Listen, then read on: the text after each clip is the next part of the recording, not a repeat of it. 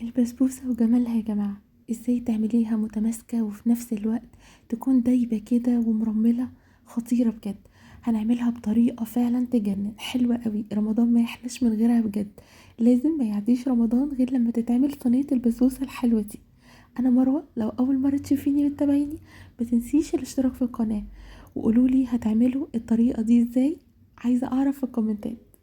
قولولي هل بتعملوها بنفس الطريقة ولا بطريقة مختلفة. هجيب بقى نص كوباية من السكر وهكرملها بالشكل ده. اول ما بحس انها خلاص ابتدت تاخد لون ذهبي من الجوانب ببتدي اقلبها عشان ادوب باقي السكر فيها. حطيت كمان نص كوباية من السمن البلدي ونص كوباية من الحليب. هتحسوا بفوران وهتحسوا كده الدنيا عليت معاكم. احتاجت كمان معلقتين كبار من العسل، عسل النحل. وهسيب الخليط ده كله على نار هادية، عايزاه يدوب تماما زي ما انتوا شايفين كده. حطيت كمان 4 معالق من جوز الهند، ودي اختياري تقدري تستغني عنها. هسيبه بقى كده ياخد ويدي مع نفسه على نار هاديه خالص. احتاجت كمان كوبايتين من سميد البسبوسه الناعم مش الخشن. شايفين القوام بتاعه ده بالظبط. هبتدي انزل بقى بالخليط وهو سخن جدا، تمام. وتاخدوا بالكوا قوي وانتوا بتنزلوه. هبتدي بقى ان انا اقلبه. انا عايزه يعني مش عايزه اعجنه، عايزه بس السميد يختفي تماما، وده مهم قوي. ده بيكون شكله بالظبط. صينيه بقى مقاس 30 هدهنها بقطع كده من السمنه البلدي صغيره، وابتدي انزل بخليط البسبوسه بتاعي. لاحظتوا الخليط تحسوا كده انه مش عجين، بيفتفت في نفسه. ما تقلقوش خالص، هيتماسك بعد كده. هبتدي ان انا اظبط الصينيه بتاعتي بقى واضغطها كويس قوي. طبعا في المرحله دي انا بسخن الفرن بتاعي، تمام. لازم يكون سخن كويس جدا قبل ما ادخل الصينيه فيه. هبتدي ان انا اضغطها بالشكل ده كويس واظبطها.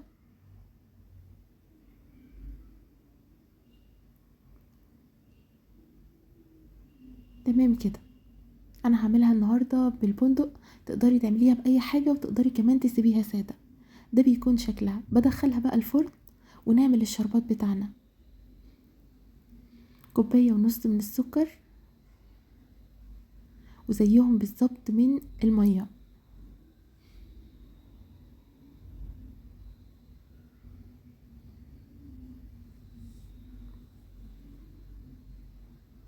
وكمان عصير نص ليمونه، وهسيبهم على النار 10 دقايق وهقفل عليها.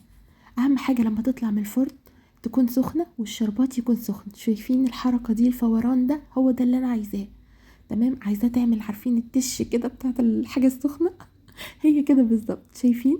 انا عايزه المنظر ده. لازم تكون هي سخنه البسبوسه والشربات بتاعها يكون سخن كده. ما تقلقوش خالص، انا حطيت الشربات كله على فكره، تمام.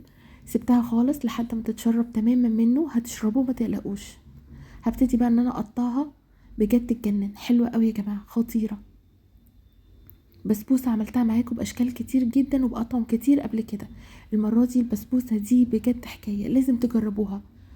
يعني بصوا، اللي هيدوقها فعلا مش هيصدق خالص ان انتي عاملاها في البيت من طعمتها وحلاوتها، لانها سهله وبسيطه جدا وفيها مكونات البسبوسه الناجحه. يعني متماسكه وفي نفس الوقت مرمله وطعمها كده يجنن. حطيت بقى عليها معلقه القشطه المتينه، وبألف هنا وشفا. مفيش اطعم ولا احلى من الطبق ده بجد بعد الفطار. كل سنه وانتم طيبين. بجد جربوها ومنتظره رايكم باذن الله في الكومنتات. شايفين الطعامه مرمله ومتماسكه جدا وطعم فعلا حكايه خطيره. من احلى الحاجات اللي ممكن فعلا تجربوها في رمضان وغير رمضان والله. يعني هي اصلا البسبوسه لا غنى عنها اصلا. اتمنى الفيديو يكون عجبكم. اشوفكم في فيديو جديد ووصفه جديده. باي باي.